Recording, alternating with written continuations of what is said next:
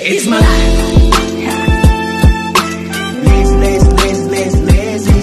It's my life. Ayan mga ka-Strudog Channel, magandang umaga po sa lahat.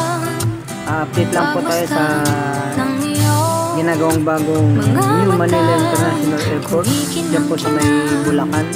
Ito po ay pinangungunahan ni Mr. Ramon ang siyang nagmamayari ng San Miguel Corporation.